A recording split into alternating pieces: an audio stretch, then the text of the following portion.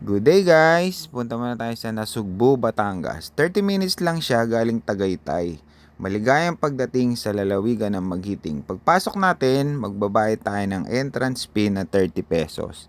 Bibigyan tayo ng bracelet na may Carliwega PH. Bago 40 pesos, bayad sa parking fee. O kung na din yung daan, tinatabunan na, hindi na rough road na lumak. At least, may napupuntahan yung binabayad natin. Bago tiyempo kami, merong mass. Kasi nga, Sunday. Bago makikita natin dito yung simbahan, maraming kinasal na artista dito eh. Kasi nga sobrang ganda ng simbahan. Bago yun yung Dominican Steps. Ganda, di ba? Instagrammable ang mga view dito. Nature na nature. Ang motto nila, close to nature, closer to God. Bago ito nga pala yung Koi Pond Rehabilitation nila. Ganda ng view dito.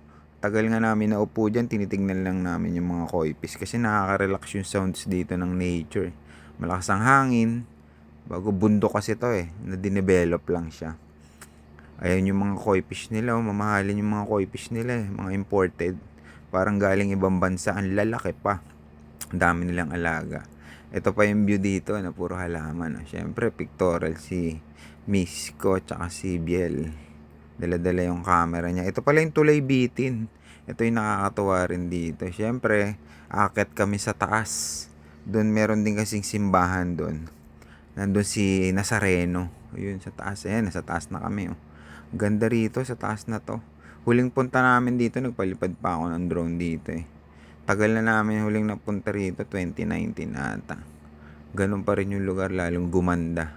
Kasi yung mga daanan nila, hagdanan, may hawakan na railings dati. Ano lang siya, hagdan lang siya. Ano, ganda. Nature talaga siya. Nature trip. Bago, kailangan dito, kumain na kayo bago kayo umakyat kasi sobrang taas siya. Ayun si Nazareno. Pasalamat syempre tayo kay Blessing. Sa kay Nazareno. Ayun, sa mga blessing na binibigay niya sa araw-araw. Siyempre, yan na si Biel, nagdasal na rin siya.